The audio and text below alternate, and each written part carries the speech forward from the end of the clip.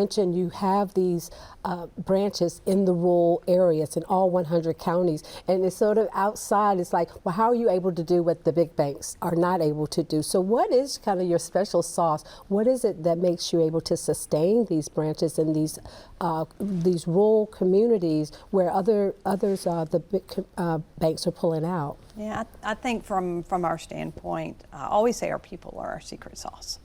Those people live in those communities. And it is commitment of our volunteer board of directors that we remain in those communities. You're not always going to be profitable, but that is not our model. So we are a not-for-profit cooperative.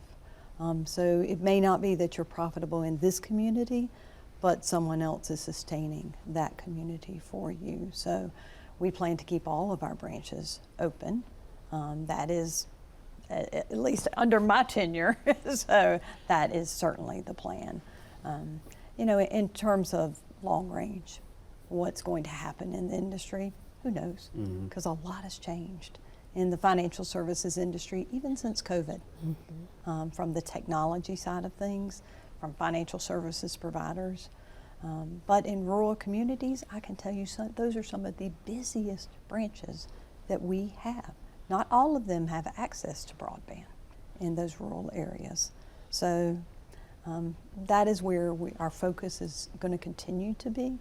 And I think relationships, the people will certainly sustain. And family memberships have grown dramatically over the years at State Employees Credit Union. Susie, question?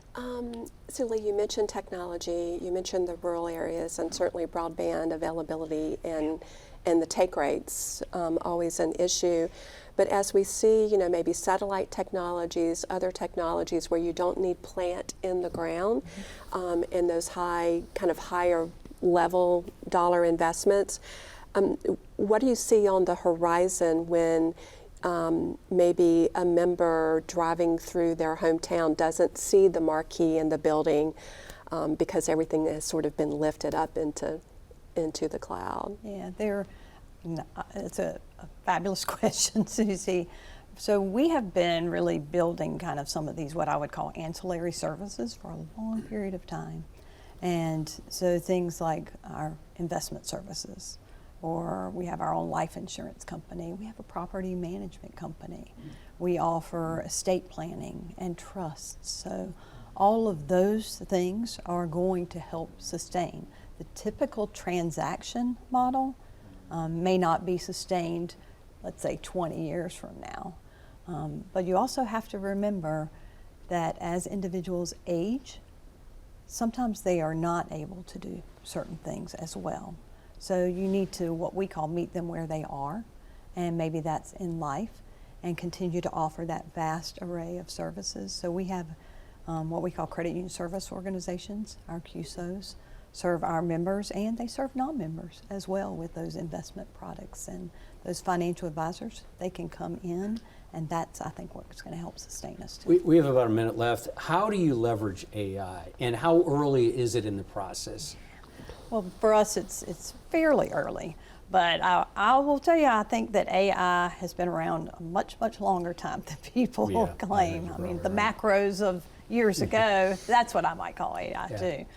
We have just started leveraging it in our organization pretty well, but really started more from the member-facing side with voice authentication in our contact center.